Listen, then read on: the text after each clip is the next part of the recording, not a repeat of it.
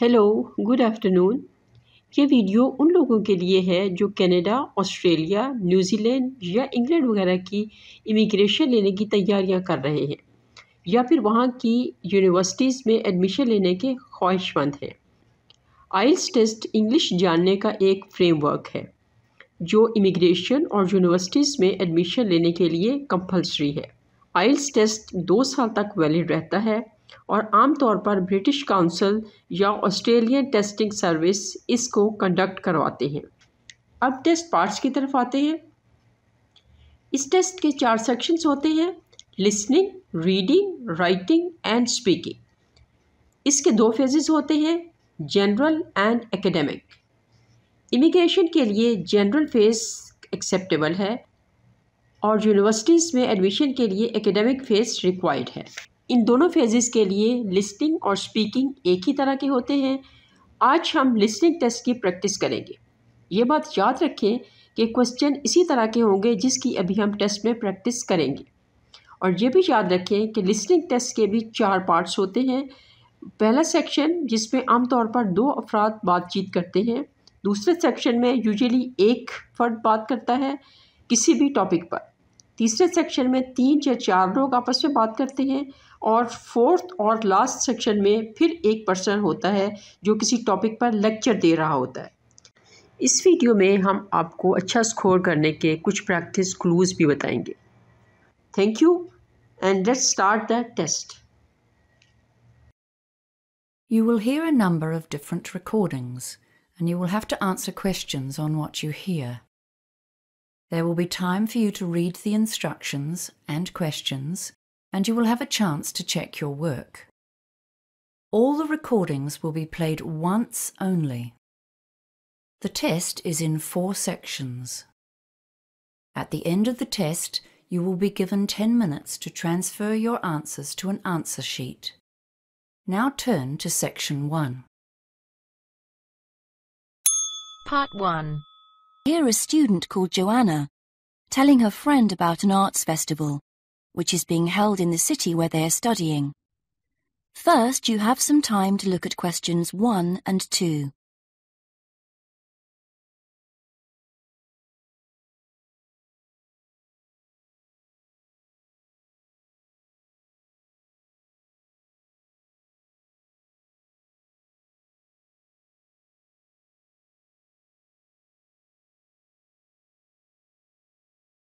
Now we shall begin. You should answer the questions as you listen, because you will not hear the recording a second time. Listen carefully and answer questions 1 and 2. Hi, Joanna. Where have you been? Hi, Dave. I had to go into college to return a DVD I'd borrowed from the library. Oh, right. But while I was there, I got some information about the City Arts Festival that starts next week. Oh, yeah? I saw a poster advertising it somewhere. Yeah, and I picked up this leaflet from the library. It gives you the website address. So as I was there, I logged on to get more information. Actually, although they've got the full programme of events fixed now, you can't book online, which seems strange. There's a number to phone, though. And are there student discounts? I guess so, but I didn't notice. Anyway, there are 3 things I'd like to see: an Italian film, a rock concert, and an art exhibition. Oh, The exhibition's free, and you don't need to book, so I'll definitely go to that. But I'm going to get tickets for the film in case they sell out. good idea. You can always buy concert tickets at the door, because that's in a really big hall. Right. Before you listen to the rest of the conversation, you have some time to read questions 3 to 10.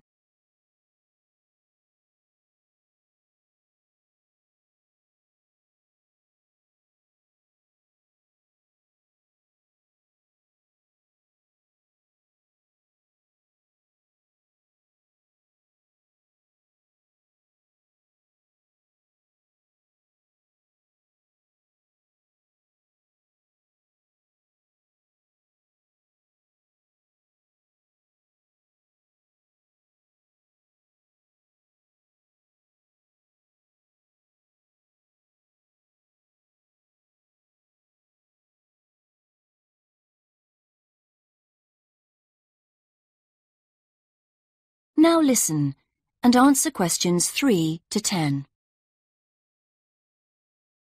So, when does the festival actually start?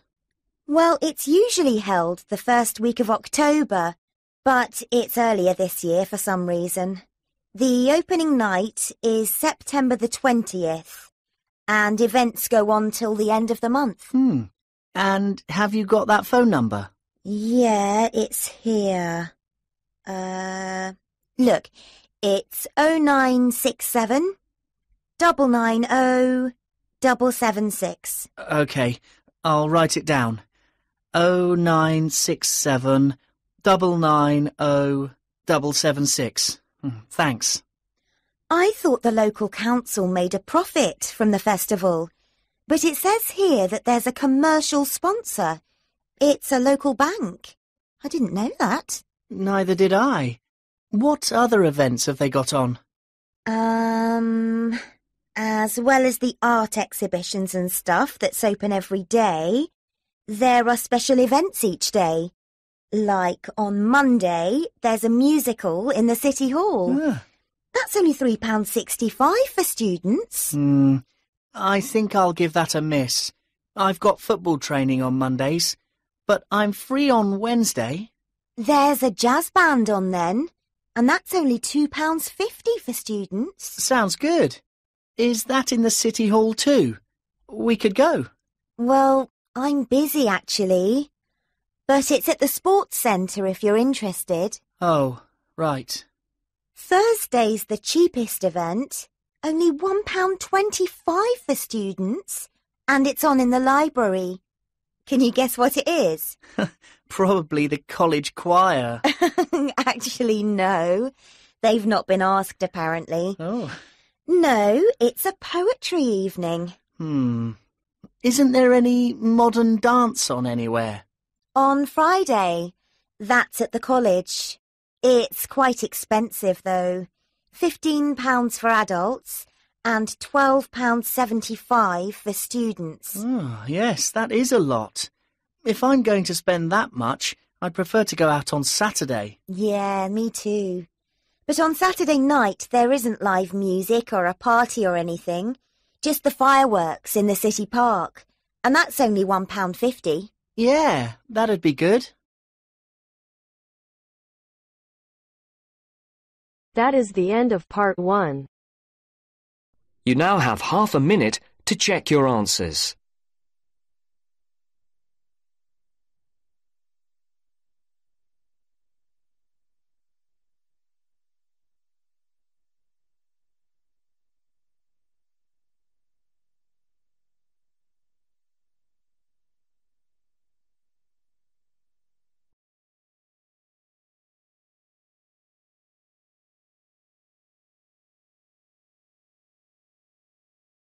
Now turns to part 2. Part 2. You are going to hear a conversation between a student and a driving instructor.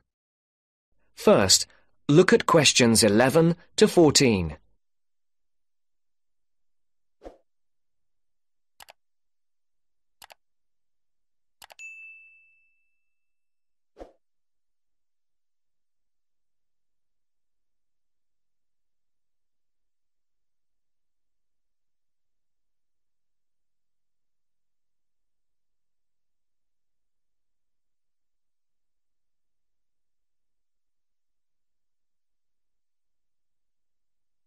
Listen carefully.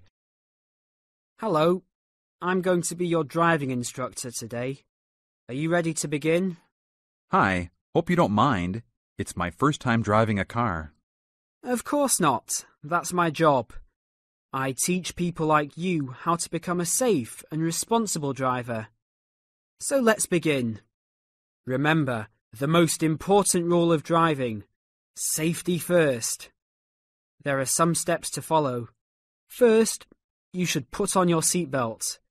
You should always remember to do that. In case of an accident or emergency, having a seatbelt on is of utmost importance. Okay, I have my seatbelt on. Now what should I do? Start the car. Good. Now make sure that the steering wheel is in the proper position and that your seat is not too far or not too close to the pedals. I'm all ready to go. Should I shift into first gear? Don't forget to put the parking brake down. You don't want to drive with that up. Oh yeah, I almost forgot. If I have the parking brake on, I won't be able to accelerate. Yes, that's right. Now put the car in reverse and slowly back out of the parking space. Good. Put the car in first gear. When should I shift? Is it better to shift slowly or quickly? You can shift whenever you feel is appropriate. This means shifting should occur smoothly. Do not shift too slowly or you will stall. Shifting too fast will waste gas. Shifting is simple. Just remember to shift smoothly. To shift, you will have to push the clutch and then push the gas pedal. Before the broadcast continues, look at questions 15 to 20.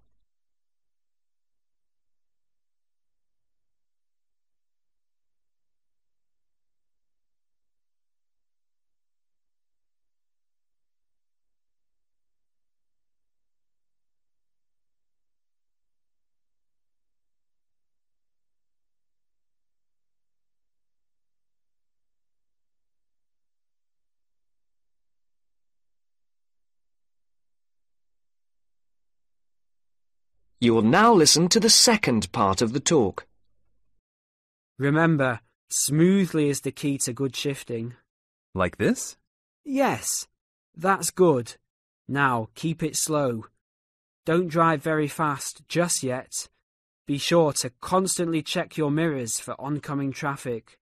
Always be aware of everything that is around you, including 3 important things. Remember these 3. People crossing the streets, other cars, and bicycles riding next to you. What should I do if I see a yellow light? Well, it's always better to brake instead of trying to run it. But if you're travelling at a speed where it's impossible to stop in time, then you should try to make it across the intersection. But remember, you should always try to stop. It's the safest way to avoid an accident. Even if I have to brake very suddenly? Yes, even if you have to brake suddenly. What about if a driver behind me is going a lot faster than I am? You should always be ready to move to a slower lane if a driver behind you is forcing you to go faster than you are comfortable with. Never try to speed up to accommodate a faster driver. You could risk an accident or a speeding ticket. It's better to let him go. That sounds like good advice. Be careful. There is a sharp turn up ahead. Remember to brake before turns. Otherwise, you might flip over if your speed is too high going into a turn. Got it. I know that I should always try to observe all traffic safety. That's right. If safety is not your first priority, it will make driving very dangerous for you and other drivers on the road. Okay, park the car here. You did a great job today for your first day. I'll see you in 3 days. Thanks so much. I will see you then.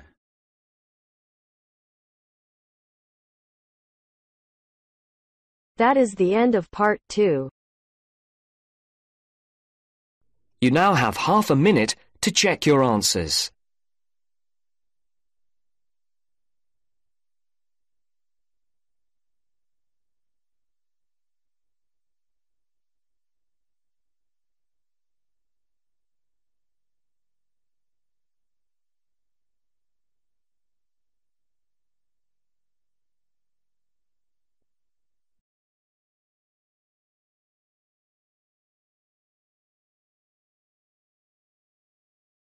Now turns to part 3.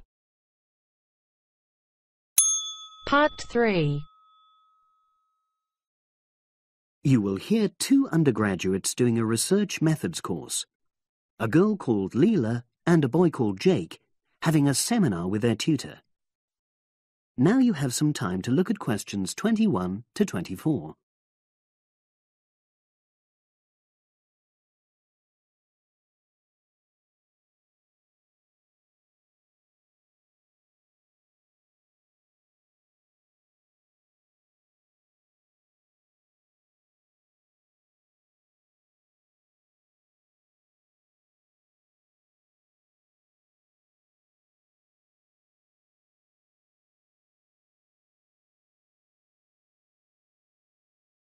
Now listen and answer questions 21 to 24. So the task I gave you both was to choose an article about a small-scale research project. Yes. You were then required to try to reproduce the research procedures in your own context, i.e. try it out for yourselves. Yeah, and that's what we've done.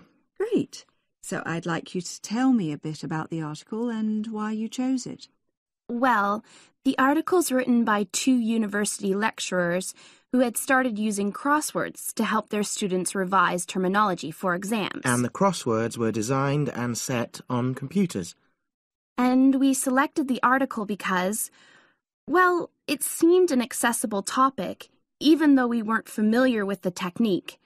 You know, using IT to design crosswords for higher education. That's a good reason. So these lecturers wanted to see how well this innovation was received by their students. Yes. So how did you go about reproducing the research? Well, we drew up a list of terms from one of our own modules and designed a crossword for revising these terms. Then we asked our classmates to try out the crossword and give us feedback, their opinions on how they felt about using the technique. Was it easy to find participants? It wasn't easy at first, but then we convinced them that by taking part in the research, they were actually benefiting themselves by preparing for an exam which is coming up later this term. And it worked. Good. So how did you find out what the students thought about doing the crosswords? A questionnaire. The original article used a 2-page long questionnaire. There were lots of excellent questions on it, but the whole section on difficulties using IT is now obsolete. Old-fashioned even though it had only been written a couple of years ago. So you designed a shorter version? Yeah. Then we sent it to the 40 students by email and got 28 replies. I was taken aback by the fact that everybody we talked to thought this was a good return. I mean, the responses were well written. People had taken a lot of care, but I was really disappointed with the low numbers. Yes, an important lesson to learn for an apprentice researcher. Yeah. Now you have some time to look at questions 25 to 30.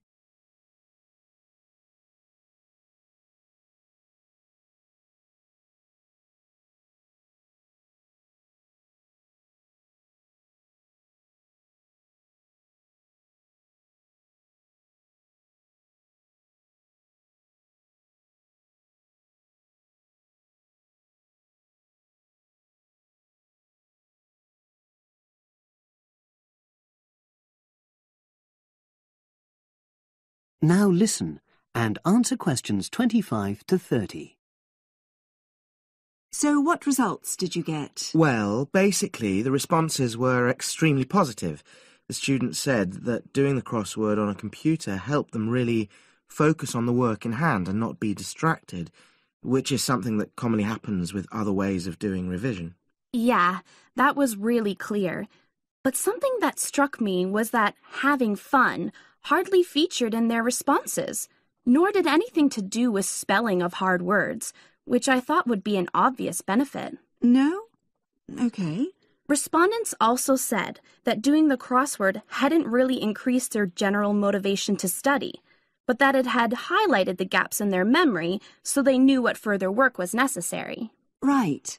So how did your findings tally with those of the original researchers? There were lots of similarities, but... There were probably 2 main differences. We found that more males than females liked the technique, whereas the original study found the reverse. Also, our respondents said they wouldn't mind doing a crossword as a final official exam, whereas in the original study, students said they would hate doing it even if it meant having a shorter test. But of course, both sets of respondents said they'd be interested in doing more crosswords for informal purposes, revision, and so forth. Right. So let's have a think about the whole project and what you've learned from doing it. Well, it was very time-consuming. Yeah, and I don't think we managed that aspect very well. It could have been worse. I mean, we didn't have a lot of data, so we didn't have to spend ages processing it. And of course, we'd already done a course on numerical data processing, so there wasn't much new there. Yeah, that's true. Anyway, I think we designed our questions well so that they gave us manageable data. Yeah, it really helped having the original study to guide us, as it were. And that helped us to see what a good research instrument is. What a good questionnaire should be like. Absolutely. We got a lot from that. But when we were writing up the project, I'm not sure whether we'll know how to acknowledge the work of the original study. You know, our referencing. No, that's something we'll both have to work on in the future. Actually, that part's been great. Finding ways to share and support another person. That's the real plus from the project. Learning ways to do that. Well, it's obviously been very successful.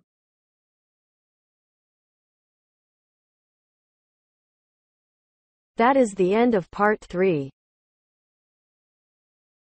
You now have half a minute to check your answers.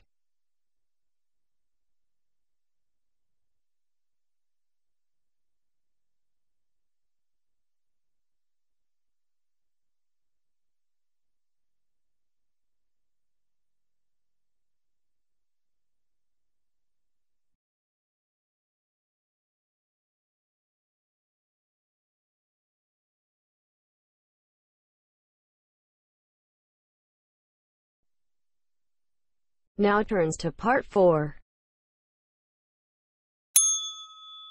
Part 4. You're going to listen to a talk about tea in the UK.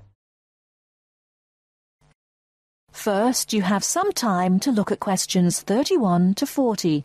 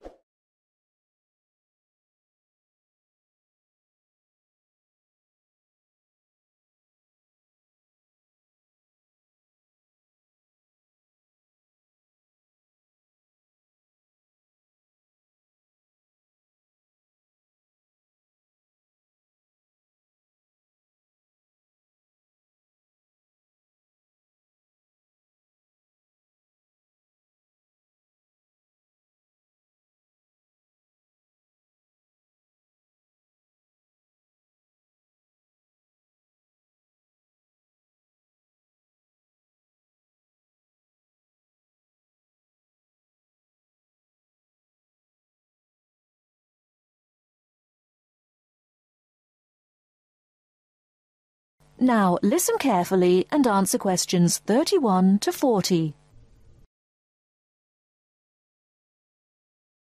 During the 1930s, there was a popular song which had the title "Everything Stops for Tea," and to millions of British people, a restful cuppa is still an ideal way to relax for a few minutes from the rigours of the day. The English custom of drinking tea has its roots in the 17th and 18th centuries.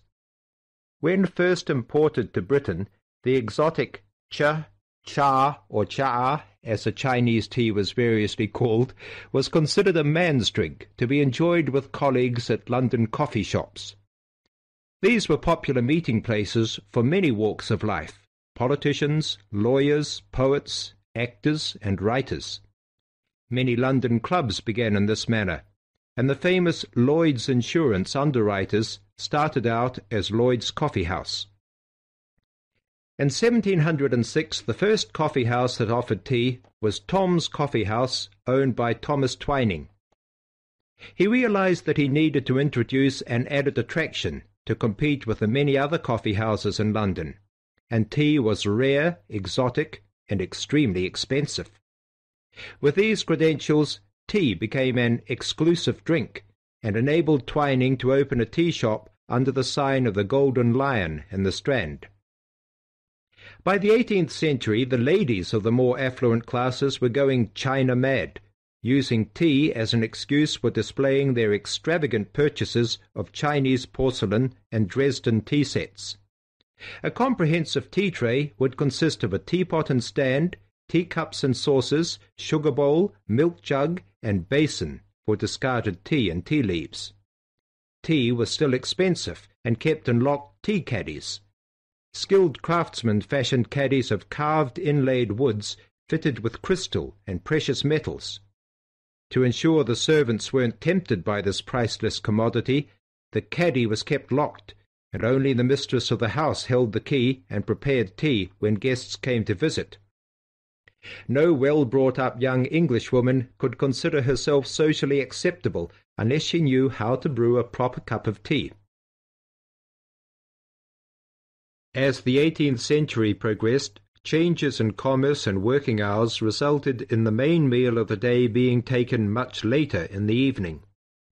The prospect of lasting from breakfast until evening did not appeal to the Duchess of Bedford, who is usually credited with being the first to alleviate late afternoon hunger pangs by introducing a small 4 o'clock meal served with tea.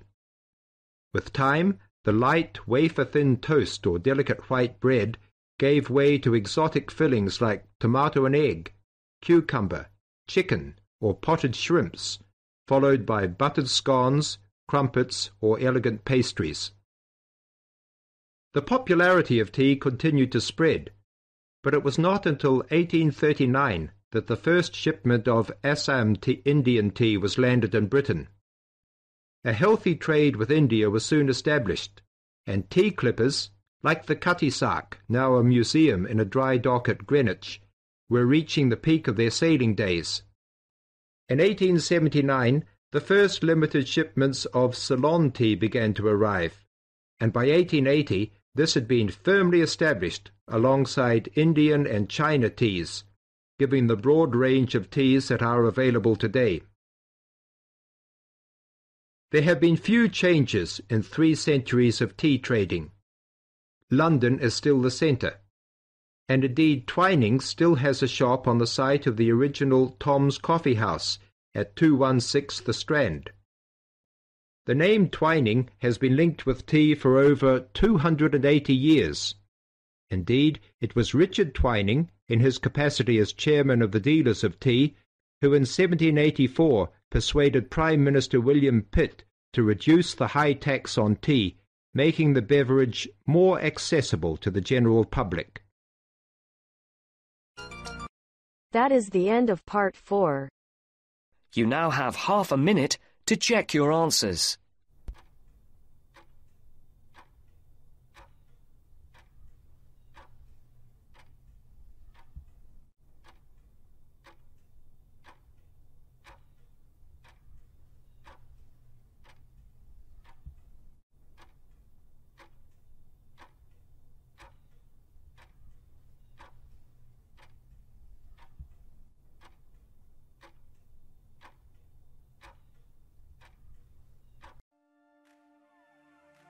That is the end of the listening test. In the Ielts test, you will now have 10 minutes to transfer your answers to the answer sheet.